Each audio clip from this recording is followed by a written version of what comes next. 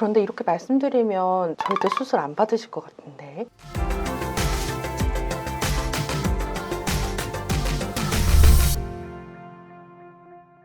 제가 약 5만 명 정도의 환자분들의 치료를 도와드리면서 느낀 건데요. 저희 한의원에 오시는 환자분 중에 열이면 거의 10명? 비염 때문에 다 고민하시는 것 같아요. 내가 식염수로 코 세척도 해보고 레이저 시술까지도 받아봤는데 계속 이 비염이 낫지 않는다는 거예요. 수술하기로 해서 결국 수술까지 했는데 당장은 조금 편하다가 또 결국에는 재발했다는 얘기가 주변에서 자꾸 들리니까요. 어떻게 하면 해결할 수 있는지 모르겠어요 라고 말씀 많이 하시거든요. 코에 칼을 대면서 수술하는 거 없이 어떻게 치료해야 이 비염을 뿌리 뽑을 수 있는지, 만성비염을 어떻게 없앨 수 있는지에 대해서 말씀드리겠습니다. 일단은 먼저 비염 수술이 어떻게 진행되는지 간단히 말씀드리려고 해요. 비염 수술하면요, 하비갑계 절제술이 있는데요. 코에는 크게 상비도, 중비도, 하비도, 상중하, 코의 길, 비도 이렇게 되어 있거든요. 당장 환자가 숨을 쉬거나 코 막혀요 라고 느끼는 부위는 바로 이 하비도가 막혔을 때예요. 근데 하비도가 왜 막히냐면 코의 길을 만드는 양쪽에 하비갑계라고 해서 코에 살이 있거든요. 그 살에 염증이 너무 오랫동안 생기다 보니까 서로 양쪽에서 부어오르면서 여기를 딱 막아버리는 거예요. 그래서 수술은 어떤 식으로 진행이 되냐면 이 부어오른 부분을 잘라내요. 너무 무서웠어요?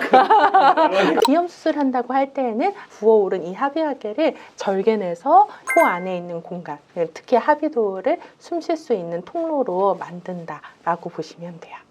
원장님, 근데 이런 비염 수술 뭐 재발도 하고 좀 위험성도 많다고 하는데 맞나요? 네, 맞습니다. 그렇게 공간을 딱 확보하게 돼서 이제 코로 숨 쉬는 데는 전혀 문제가 없을 것 같은데 두 가지 한계점이 있어요. 이 점막은요, 재생되는 것 자체가 특징이거든요. 무슨 말이냐면 내가 거기를 잘라냈다고 하더라도 다시 염증이 생기면 정말 200배까지 불어날 수 있는 게 이 점막 조직의 특성이에요. 그래서 잘라냈다고 하더라도 다시 염증이 생기게 되면 다시 부어오르니까 그럼 다시 몇 년 후에 비염이 생겼다라고 이야기할 수가 있는 거죠. 두 번째는 점막 고유의 기능을 잃어버려서 코가 뚫려져 있어도 코가 막힌 듯한 느낌을 환자는 계속 받게 되는 거예요. 원래 점막은 적당한 온도와 습도를 조절하는 그런 기능을 하게 되는데 적당한 생리적 간격을 통해서 공기가 드나들면서 온도와 습도가 조절되는 기능이 있는데 너무 많이 잘라내버려서 여기가 이렇게 돼버리면 공기와 습도가 조절되지 않는 상태에서 숨만 왔다 갔다 하잖아요. 이렇게 돼버리면 기능 자체가 없어지게 되니까 코가 뻥 뚫려 있는데 코가 꽉 막힌 것 같은 그런 느낌을 받으시거든요. 그것도 역시 한계점이라고 얘기할 수 있어요. 비염 수술로 좀 해결하기 어려울 것 같은데 본질적인 치료 방법은 어떤 것들이 있을까요? 우리가 모든 치료가 그렇듯이 비염 역시 정확한 검사가 필요하겠죠. 일단 가장 기본적으로는 코 안의 점막 상태를 확인하기 위해서 우리가 당연히 내시경 보는 건 기본이고요. 코에 문제가 있다고 하더라도 귀까지 꼭 내시경을 다 확인하게 되고 전신 이제 체열 순환 상태라든지 매개 상태라든지 몸 전반의 기능을 같이 살피게 돼요. 한의학에서는 코를 코 하나의 문제로 보지 않나요. 코에 염증이 생겼다고 해서 코만 딱 혼자 딱 띄어서 염증이 생기게 결코 아니에요. 소화기관에 문제가 생겼을 때에도 코에 염증이 생길 수 있고요. 신장이 허약해질 때에도 코에 염증이 생길 수가 있어요. 한의학적으로는 한 곳에 염증이 생긴 데에 대한 원인이 그냥 그 기관에 달랑 혼자 염증이 생겼다고 보지 않기 때문에 이런 전신의 검사를 통해서 전체의 순환 상태를 확인하는 편입니다. 이 사진들 같은 경우에는 적외선 체열 검사기라고 해가지고 전신에 있는 혈액순환 분포를 이제 적외선을 쐬서 체열이 어느 정도 있는지 확인할 수 있는 건데요. 정말 오래된 비염 같은 경우에는 코만 이렇게 파랗게 나오기도 하고 한쪽만 문제가 생기는 경우도 있고 해서 이런 한열, 내 몸의 순환 상태를 간접적으로 확인할 수 있는 지표예요. 이렇게 진단을 하고 나서는요, 우리가 비수술 비강 확장술을 하게 되는데요. 석션 치료 아시죠? 비수술 비강 확장술 안에 들어가 있는 치료예요. 코 안에 이제 농이 있으면 이렇게 석션 통해서 애기들 같은 거 빼주고 하잖아요.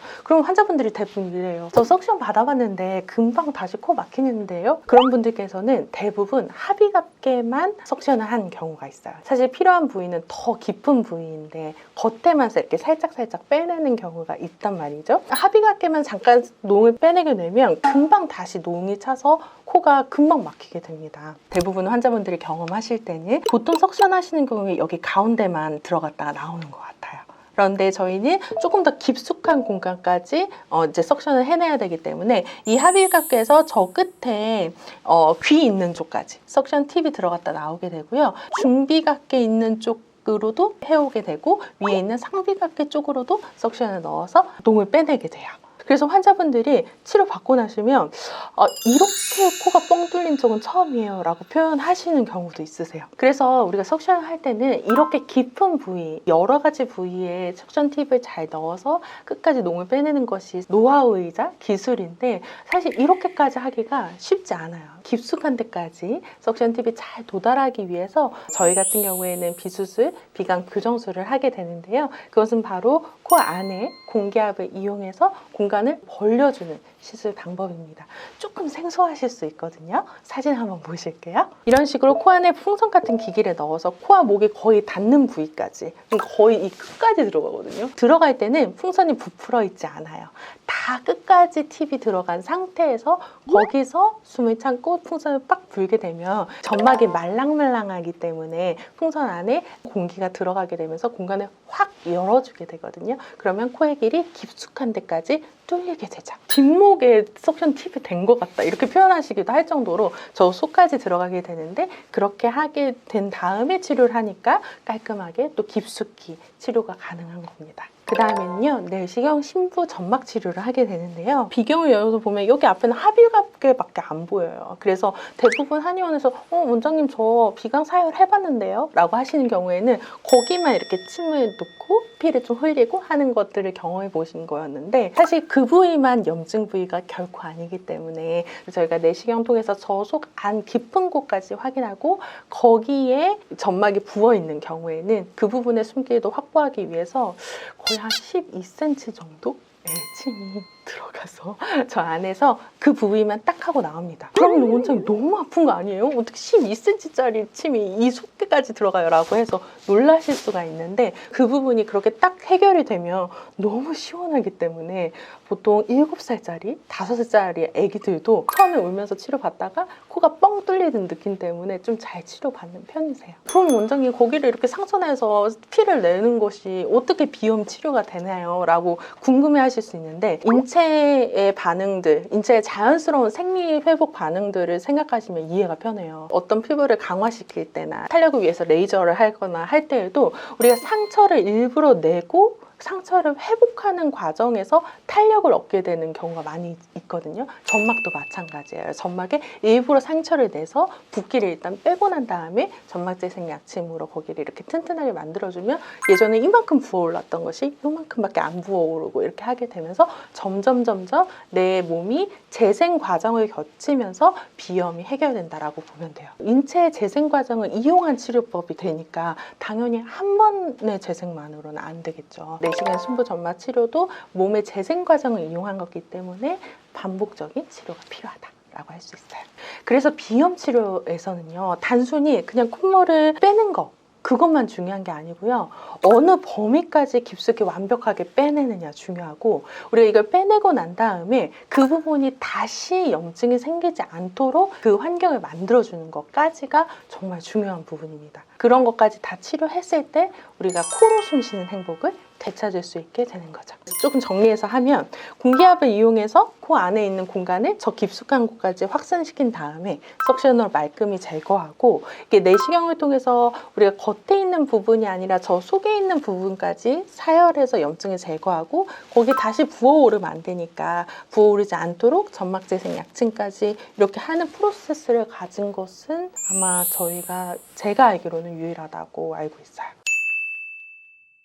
우리 환자분들 비염 이렇게 떠오르면 정말 지긋지긋해 하시는 것 같아요. 예전에 저희 한의원 이름으로 삼행시 했을 때 그때 비염 부분에서 1등 했던 환자분이 이제 비염 안녕이었거든요. 저 또한 비중격 망곡증 수술까지 받았는데도 비염이 너무 치료가 안 되다가 코 치료에 대해서 조금 더 열심히 공부하다가 이 치료법을 알게 되고 그때 이게 제대로 숨 쉬는 거구나 라는 것들을 그때 이제 처음 느꼈던 때가 떠오르는데요. 잘 치료하셔서 정말 그 지긋지긋한 비염, 이제 비염 안녕 하셨으면 좋겠습니다. 지금까지 이민예은 한의사의 내 몸을 보약이 되는 시간 미니보감이었습니다. 감사합니다.